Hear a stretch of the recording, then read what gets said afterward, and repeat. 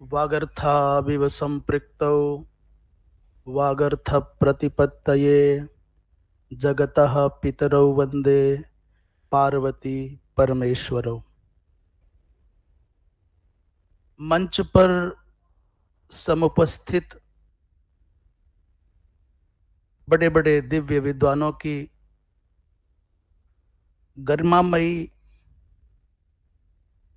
उपस्थिति का अनुभव करके चित्त रोमांचित है।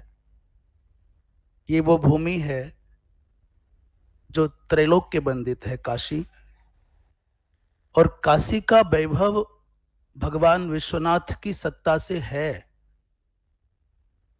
परंतु उसका एक शैक्षणिक रूप जो घर घर में विद्वत्ता के रूप में विकसित हुआ है, उसको एक मूर्तिमान स्वरूप दिया है हमारे आपके इस विश्वविद्यालय ने। तो इस विश्वविद्यालय की पवित्र भूमि पर पहले माननीय महामना मदन मोहन मालवीय जी को बड़ी श्रद्धा के साथ नमन करते हुए, मंच पर जिनकी अभिव्यक्ति और उपस्थिति दोनों ने, यद्यपि इस समय वो इस विद्या परिवार के कुलगुरु अपना उद्बोधन देकर जा चुके हैं, परंतु जैसे हाथ से पुष्प चले जाने पर भी अपनी खुशबू छोड़ जाता है, ऐसे ही वो अभी भी अपनी अभिव्यक्ति और उपस्थिति की सुगंधी यहां छोड़ करके गए हैं। उसी क्रम में बड़ी दक्षता से संचालन कर रहे हैं हमारे श्री प्रद्युम्न शाह जी, और बड़ी विद्या परिवार की बड़ी विशिष्टतम विभूति, बड़े सम्मानित महापुरुष श्री कमलेश दत्त त्रिपाठी जी, जिनकी उपस्थिति निश्चित रूप से किसी भी सभा को गौरव प्रदान करती है। श्री स्वागत वक्तव्य के रूप में श्री उपेंद्र कुमार त्रिपाठी जी का आपने उद्बोधन अभी सुना है, और विषय का प्रवर्तन करेंगे हमारे आदरणीय संकाय प्रमुख श्री कमलेश झा जी। इस मंच पर उपस्थित हैं न्याय के बड़े विशिष्टतम विद्वान, जिनकी कीर्ति प्रायः संस्कृतज्ञों के चित्त को प्रमोदित करती है। पद्म भूषण से सम्मानित प्रोफेसर वशिष्ठ त्रिपाठी जी, अन्य सभी सभागार में सब उपस्थित। अच्छा, एक और विभूति जो सारस्वत अतिथि के रूप में हमारे मध्य में है, श्री मिस्टर जॉर्ज जी, और एक विजय कुमार कौल जी। इन सभी की पावन उपस्थिति में आप सबके सम्मुख सबसे पहले इस विषय का स्मरण जो चित्त में आया, उसका मूल आधार है भगवत गीता। हम भगवत गीता के विषय में चिंतन करते थे तो सहसा भगवत गीता पर एक अति संक्षिप्त, अति सारगर्भित टीका है जो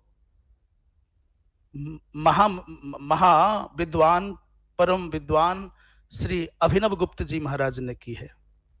और अभिनव गुप्त जी इस शैवागम के, कश्मीर शैव दर्शन के, काश्मीर शैव दर्शन के एक ऐसे आधार स्तंभ हैं जिनके बिना हम शैव दर्शन, कश्मीर शैव दर्शन की चर्चा करें तो वो सर्वथा अपूर्ण होगी। प्रायः ये सिद्धांत है, जो दार्शनिक स्वरूप है काश्मीर शिवाद्वैत दर्शन का, उसके मूल आधार हैं वसुगुप्त, जिनके शिव सूत्रों पर ये समग्र दार्शनिक भवन टिका हुआ है। इसको प्रत्यभिज्ञा के माध्यम से भी अभिव्यक्त किया गया है, क्रम, कुल और स्पंदन के रूप में, अर्थात क्रम, कुल, स्पंदन और प्रत्यभिज्ञा के रूप में इसके 4 घटक हैं। इस दर्शन की महिमा का वर्णन करते हुए किसी आचार्य ने कहा कि जैसे केतकी का पुष्प खिले तो उस पर प्रायः भ्रमर ही आस्वादन करने के लिए पधारते हैं, मक्षिका नहीं आती वहां।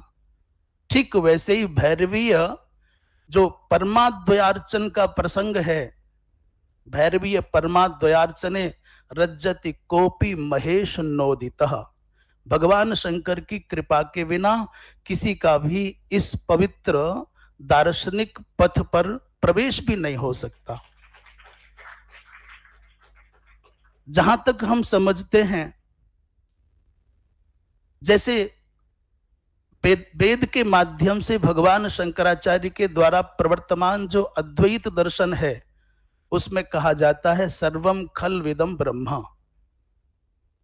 सर्वम खल विदम ब्रह्म माने यत् किमपि यत् प्रतीयमानम अस्ति। इस संसार में जो भी कुछ प्रतीत हो रहा है, जो भी कुछ पारिभाषिक, प्रातिभाषिक या पारमार्थिक सत्ता के रूप में आपको जो भी प्रतीत होता है, उस सब का मूल अधिष्ठान है ब्रह्म।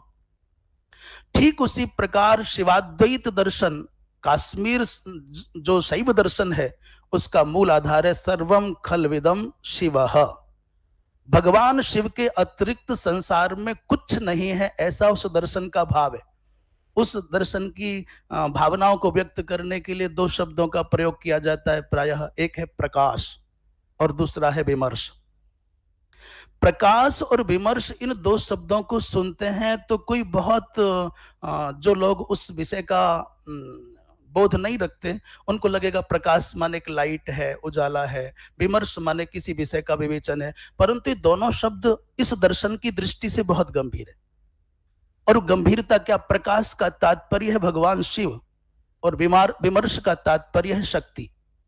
अब ये शिव और शक्ति प्रकाश के और विमर्श के द्योतक हैं। प्रकाश तात्पर्य अस्तित्व है, प्रकाश तात्पर्य सत्ता है। इस दर्शन में भगवान शिव को अस्तित्व का बोधक माना है। अस्ति, भाति और प्रिय, तीन शब्दों के द्वारा अद्वैत दर्शन में, बड़ा वेदांतिक सिद्धांत के प्रतिपादन में बड़ा इन शब्दों का प्रयोग हुआ है। तो शिव माने अस्ति है, अर्थात ये कह सकते हैं भगवान शिव सत्ता का प्रतीक हैं। परंतु सत्ता में महत्ता कब आएगी? जब गुणवत्ता का दर्शन होगा। वो विमर्श उसमें गुणवत्ता का आधान करता है। इस सिद्धांत का प्रतिपादन करते हुए आद्य जगत गुरु भगवान शंकराचार्य ने सौंदर्य लहरी में जो प्रथम श्लोक का अपना भाव रखा है, शिवशक्त्या युक्तो यदि भवति शक्त प्रभवितुम। भगवान शंकर में भी कुछ करने की सामर्थ्य आती है तो भगवती जगदम्बा, जगत जननी, पराम्बा के साहचर्य से आती है। और यदि भगवती जगदम्बा का संस्पर्श ना हो, संसर्ग ना हो, तो कहा कि भगवान शिव स्पंदन करने में भी सक्षम नहीं है। अर्थात विमर्श के बिना, अर्थात शक्ति के बिना इस प्रकाश का कोई अस्थि अर्थात सत्ता है, किसी व्यक्ति का होना मात्र पर्याप्त नहीं है। उसके होने से आपका कुछ भी भला नहीं होगा यदि उसमें उपयोगिता भाव ना हो, गुणवत्ता का भाव ना हो। यदि आप उपयोगी नहीं हैं तो आपके होने का क्या अर्थ है? अर्थात भगवान शंकर अस्तित्व के, सत्ता के प्रतीक हैं। वो मानो भगवत्ता के माध्यम से उनको व्यक्त किया जाए, परंतु उनमें जो गुणवत्ता है, उनमें जो कुछ करने की सामर्थ्य आती है, वो भगवती विमर्श शब्द बोधनी जगदम्बा का जब संसर्ग होता है, संपर्क होता है, तब आती है। बहुत अधिक कहने का ना तो समय है और ना ही, क्योंकि वो अव्यक्त सत्ता जब शब्दों की सीमा में आती है तो शब्द बौने हो जाते हैं, छोटे हो जाते हैं। ये भाव का विषय है। वस्तुतः दर्शन केवल शब्दों में तब उतरता है जब कोई अपने मन की भावनाओं को किसी दूसरे तक पहुंचाना चाहता है। परंतु सच्चाई यही है, जब जब आपके भाव शब्दों का आकार लेते हैं, तब तब शब्द बहुत छोटे पड़ जाते हैं, भाव विराट है। अब अभिव्यक्ति एक माध्यम है। कोई कुशलता पूर्वक अपनी बात कह जाता है और किसी को बेचारे को भाव तो बहुत गंभीर है, कहना भी चाहता है, पर उस पर कहने के लिए शब्द उस समय नहीं रहते। तो इस पवित्र विद्या विभूतियों की उपस्थिति से गौरवान्वित वातावरण में मैं बहुत अधिक न कहते हुए आप सभी ने यहाँ आने का अवसर मुझे प्रदान किया। विशेष रूप से मैं माननीय कमलेश झा जी को धन्यवाद दूं। सबको कोटि कोटि वंदन करते हुए वाणी को विराम। हर हर महादेव।